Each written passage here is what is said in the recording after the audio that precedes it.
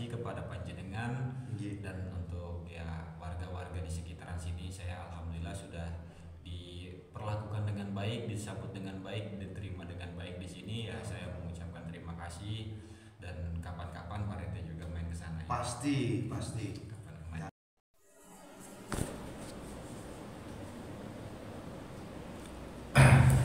Usah nangis lah, usah nangis. Kita ini mulai kita mau. Iya, santai aja. Ini kan Intinya mau nanti buka ini. buka apa? Apa? Iya santai dulu. Jangan buru-buru dibukanya. Kita santai dulu. Saya juga pulang juga ya. Insya Allah nanti saya kembali lagi. Doain lagi. Iya, panjang umur ada rezeki. pastilah kalau kita. Saya bukan apa-apa buru-buru pulang karena kan di sana tahu sendiri lah. Iya paham. Santai.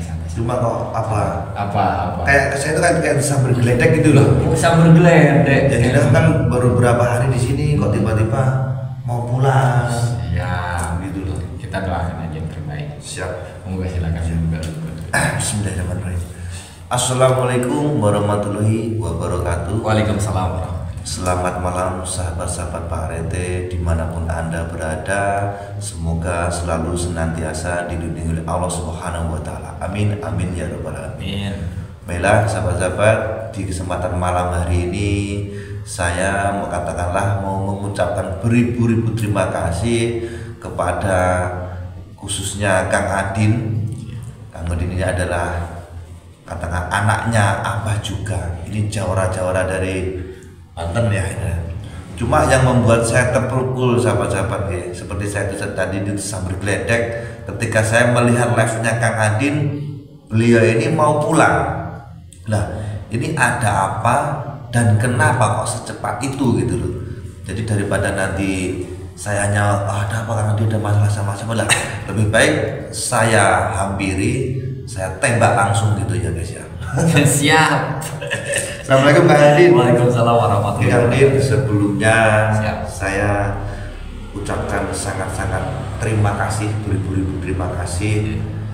Saya ucapkan kepada panjenengan yang sudah berusaha keras sekuat tenaga ya, pikiran dan tenaga dalam arti berjuang membantu membebaskan Abah Teguh Samsudin Jadab dari sekapan para oknum-oknum dukun yang gak bertanggung jawab. Siap, Pak Rete. Itu. Ya kembali lagi ya Pak Rete ya, alhamdulillah saya juga mengucapkan ribu-ribu terima kasih kepada panjenengan dan untuk ya warga-warga di sekitaran sini. Saya alhamdulillah sudah diperlakukan dengan baik, disambut dengan baik, diterima dengan baik di sini ya. Saya mengucapkan terima kasih dan kapan-kapan Pak Rete juga main ke sana. Pasti. Kapan main ke Yakin sana. pasti. Siap. Nah, kenapa saya mau pulang ya seperti ini Pak Rete? Saya insya Allah di sini tidak ada masalah apa-apa dan tidak ada apa-apa. Saya di sini kan yang pertama saya datang ke sini yang dimana ini panggilan batinnya saya yang dimana sudah dipanggil sama Abah untuk ya mungkin saya silaturahmi. Yang pertama saya silaturahmi ke sini untuk ke warga di sini, wabil khusus ya kepada Pak RT dan santri-santri Abah juga yang ada di pondok di sini. Alhamdulillah. Nah di samping itu ya kita menjalankan misi yang mungkin ya jenengan juga tahu ya, misi apa yang tadi panjenengan bicarakan dan sahabat-sahabat Pak RT juga mungkin tahu ya misi apa yang saya jalankan. Nah menyikapi hal saya pulang ya dikarenakan silaturahmi sudah, misi sudah selesai, alhamdulillah berjalan dengan baik berkat doa Pak RT, sahabat-sahabat semuanya dimanapun berada, alhamdulillah kita berjalan dengan baik semuanya. Tanpa ada sesuatu, tanpa ada kendala apapun. Betul. Dan sampai saat ini ya Abah ternyata ini semuanya itu kan Abah yang dimana pengen mempersatukan anak-anaknya yang dimana sudah sekian lama tidak berkumpul sama Betul. orang tuanya. Jadi pengen anak-anaknya itu bersatu, berkumpul kembali. Dan sekaligus Abah itu pengen melihat ketakdiman seorang anak kepada gurunya itu bagaimana. Dan keiniannya itu apa namanya, kesulitannya seperti apa ya. Di sini saya tidak mau bohongin, semuanya juga banyak yang melihat seperti apa dan bagaimana, seperti itu aja. Dan insya Allah saya tidak ada masalah apa-apa. Satu itu, keduanya ya dikarenakan saya di sana kan banyak juga ya Pak RT. Ya pertama ya anak pribadi saya itu kan yang masih kecil-kecil ya kan. Istri saya juga nanyain dong kapan pulang gitu kan, ya dimana ya insya Allah saya segera mungkin pulang kalau urusan udah selesai. Nah ini kan urusan udah selesai. Nah di samping itu juga banyak anak-anak didik saya di sana itu yang menanyakan guru kapan pulang. Kurang seru. Karena saya kan juga mengikuti panjenengan juga sering melihat panjenengan juga. Ternyata di sana itu jenengan juga banyak sekali anak didik atau katakanlah santri di sana juga banyak sekali ya. Alhamdulillah Pak RT ya, dimana saya ya diberikan kepercayaan oleh Allah Subhanahu wa taala untuk mengasuh, mengajarkan apa yang saya bisa, saya salurkan, saya ajarkan kepada anak-anak yang pengen belajar. Di sana saya tidak pernah mengajak, tapi ketika ada orang mau belajar ya ayo gitu. Betul. Karena gini, saya selalu mendengar pepatah dari guru saya yang dimana almarhum Abu Yahya Citrohisi dulu pernah berpesan, jadi manusia itu jangan suka ngajak-ngajak ngaji orang lain. Tahu nggak artinya? Artinya gimana itu maksudnya? Jadi jadi manusia jangan suka mengajak ngaji-ngaji orang lain. Jadi nggak usah, ayo sini ngaji, nggak usah. Kamu tunjukkan aja dulu diri kamu. Nanti ketika kamu sudah menunjukkan diri kamu dan kamu ini sebagai madu, nanti semut akan datang sendiri. Ya betul. Jadi saya tuh mempunyai prinsip seperti itu ya. Saya terus tunjukkan bukan dalam arti tunjukkan sama enggak. Jadi saya memperbaiki diri saya dari yang sebelumnya saya perbaiki terus. Saya belajar istiqomah, saya belajar untuk terus mendekatkan diri kepada Allah. Nah di situ alhamdulillah ada anak-anak yang mau belajar ya silakan. Iya. Belajar Karena begini kan ya. Ketika orang itu belum sadar terus belum ingin berubah, mau kita dorong, mau kita ajak, gimana cara pun kalau memang belum dari hatinya pribadi, mati gak bakalan mau kan seperti itu ya. Nah itu seperti itu. Ya sekarang contohnya gini, saya mengajak ayo Pak RT ngaji dan sedangkan saya nggak pernah ngaji. Ayo Pak RT sholat, sedangkan saya nggak pernah sholat. Nah, kayak gimana gitu kan? Kan seperti itu. Jadi tunjukkan aja diri kita. Betul. Jadi kita ngaji dulu. Ngaji itu bukan hanya ngaji Al-Quran, ngaji diri, ya kan? Tunjukkan dulu sholat kita. Sholat itu bukan hanya dalam arti yang 5 waktu, tapi sholat itu harus semuanya. Sholat dalam ucapan kita itu harus dijaga karena kan sholat itu mencegah perbuatan keji dan mungkar. Nah, bagaimana kita terhindar dari perbuatan keji dan mungkar itu? Kita dulu. Jadi kita menghindari perbuatan keji diri kita, perbuatan mungkar diri kita. Bukan perbuatan keji dan mungkar dari diri orang lain, diri kita dulu. Dari kita dulu. Maksudnya itu berarti. Kalau misalkan orang sholat itu bisa dilihat kok dari tingkah lakunya, dari kata-katanya. Kalau orang masih melakukan perbuatan keji dan mungkar, berarti itu orang belum sholat. Ini perkara sholat. Itu maksudnya. Itu baru sedikit itu. Kalau kita kupas lagi itu banyak tentang sholat. Jadi sholat itu bukan hanya kita sholat Allahu Akbar. Sedangkan sholat kita itu ya di dalam sholat itu kita pikiran kemana-mana berarti belum sholat. Coba sekarang saya mau tanya sama Pak RT. Pak RT kan sholat. Alhamdulillah. Nah, di dalam sholat Pak RT itu Pak RT ketika sholat niatnya apa? Untuk menyembah Allah kan? Betul. Nah, untuk menyembah Allah. Tapi ketika Pak RT sholat itu Pak RT ingat apa? Ini mohon maaf, suka ingat utang nggak? Ya terkadang namanya manusia ya. Berarti Pak RT ini bukan menyembah Allah, berarti Pak RT ini menyembah utang. Hati-hati. Masih memberikan Jadi, duniawi juga ya. Duniawi. Ya itu yang sulit. Jadi bagaimana ketika salat itu kita menghilangkan perkara dunia ini, fokus kepada Allah Subhanahu wa taala. Emang sulit. Contoh ini ya, ketika kita sholat. Ketika saya sholat bunyi Allah Akbar, terus ada suara motor atau orang teriak atau apa makrubang, nanti kan ada apa ya tadi? Awalnya kan pasti kadang juga seperti itu kan. Saya kurang paham lagi ya. Belum, itu kan masih istilahnya belum fokus. Memang ya, fokus itu memang susah, tapi susah, pelan-pelan dan bagaimana ketika kita mau salat itu ya lepas semua urusan perkara dunia. Mau ada apa los. Karena apa? Yang namanya dunia itu kan semua titipan. Betul. Jadi jangan Allah. Itu udah ada kunci belum ya? Iya. Berarti ada maling. Berarti kan masih ingat dunia. Betul. Ini memang jujur. Bukan ya. Saya di sini tidak masalah. Saya di saya tidak masalah. Memang saya pernah seperti itu. Iya, berarti kan masih perkara dunianya masih banyak. Iya. Coba hilangkan perkara dunia untuk segera melepaskan. Jadi dalam arti bukan melepaskan umum, enggak. Jadi lillahi ta'ala, yang namanya titipan itu kan ya semuanya titipan. Kita harus mengambil contoh ilmunya kepada tukang parkir. Tengok tukang parkir, apakah dia ada sombong? Ketika diambil mobilnya, Oh iya, ya kan, sama yang punyanya, dia nggak jadi masalah, silahkan. Karena kan semua itu titipan. Itu ilmunya kita ambil ke tukang parkir. Jadi ketika kita mempunyai harta apa segala macam, nggak usah takut, nggak usah takut ada maling, nggak usah takut apa-apa, lillahi ta'ala. Kalau Allah sudah mengambil, mau harta sebanyak apapun, Allah dalam hitungan detik sekejap Allah akan ambil. Dengan cara apa? Gampang ya. Kamu turunkan bencana, banjir lah, gempa bumi lah, atau kebakaran lah. Kan itu dengan secara kita tidak menyadari itu Allah mengambil dunia itu dari kita, tapi kita kebanyakan tidak sadar. Betul. Ketika seperti itu, ya Allah, ujian apa ya Allah? Sebetulnya bukan ujian, tapi ini teguran. Kamu ini jangan terlalu pikiran ke perkara dunia terus. Jangan terlalu sombong. Jangan sombong. Yang jelas semuanya itu bukan milik kita, hanya titipan. Pak RT tahu perkara rezeki? Nggak tahu. Nah, ini mohon maaf, bukannya saya mau dalam arti saya mau menggurui Pak RT. Enggak, lu nggak apa-apa, saya malah senang. Kita share. Yang namanya rezeki itu seperti apa? Sekarang Pak RT di dompet ada uang berapa juta? Enggak sampai juta-jutaan, ribu mungkin. Taruhlah kisarannya ada uang Pak RT, uang di ATM sekian puluh juta, uang di dompet ada 1 juta. Itu rezeki Pak RT bukan?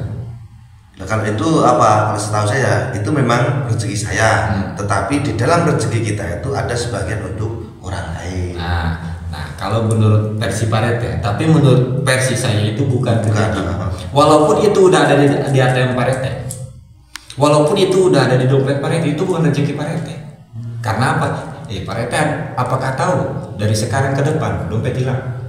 Pak RT apakah tahu dalam sekarang ATM Pak RT ada yang hack, ada yang ngeblok? Kan gak ada yang tahu. Gak ada yang tahu. Yang namanya rezeki itu, nah seperti ini. Pak RT ngerokok. Oh iya. Ini kalau nggak diterima ya namanya rezeki, guys. Nah, kalau rezeki, saya bakar. Masya Allah. Nah, Pak RT iso, rasanya bagaimana? Mantap. Nah, ini yang namanya rezeki. Nah, coba ambil air minum. Saya ambil air minum ya Pak RT. Jadi malah ngerepotin ini. Nggak apa-apa Pak RT. Nah, Pak RT minum.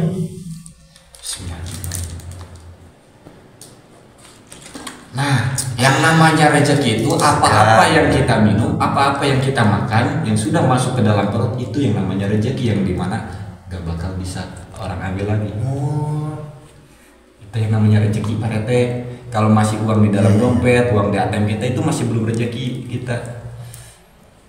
Paham nggak? Paham.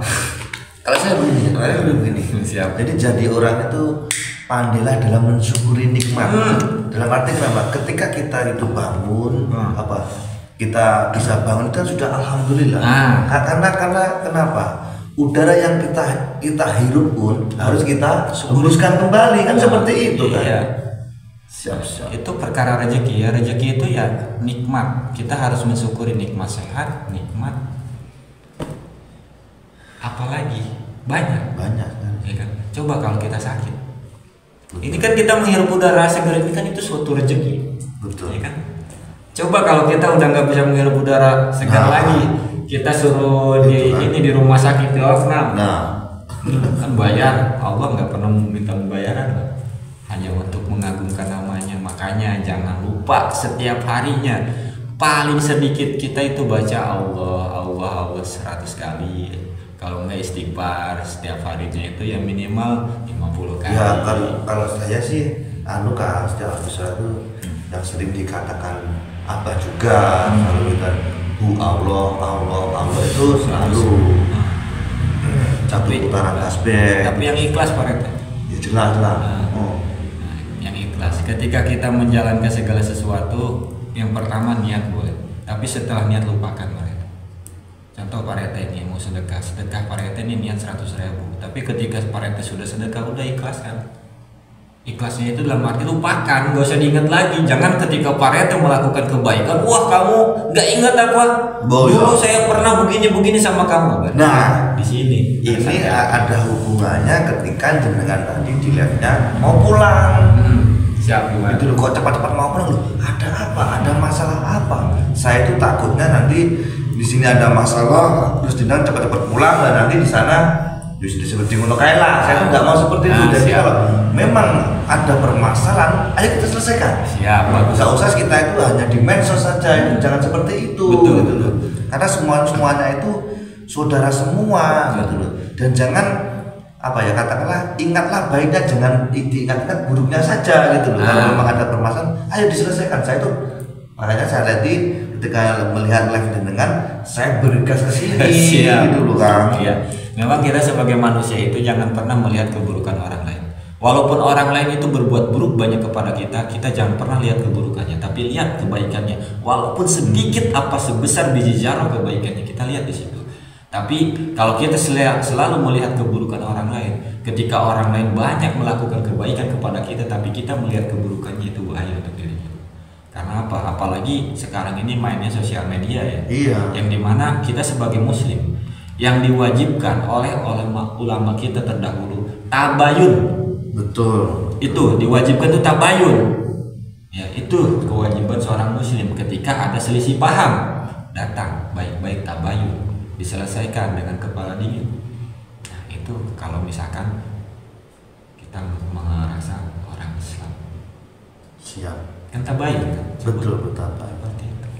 Ya, sahabat-sahabat ini mohon maaf Pak RT, ya takutnya ya saya di sini juga banyak ada tingkah laku saya, ucapan saya kurang berkenan ya, mungkin ya yang namanya manusia ya, apalagi saya ini tempat masalah. Ini saya mohon maaf yang sebesar-besarnya, tapi insya Allah saya tidak ada masalah apa-apa di sini. Alhamdulillah, bahkan saya mengucapkan ribu-ribu terima kasih kepada panjenengan sebagai kepala sebagai inilah pemerintahan yang ada di sini, pejabat yang ada di kampung ini. Saya mengucapkan terima kasih sangat luar biasa sekali di sini. Alhamdulillah, dan di sini juga saya ya alhamdulillah kepada warga-warganya ya baik. Siapa?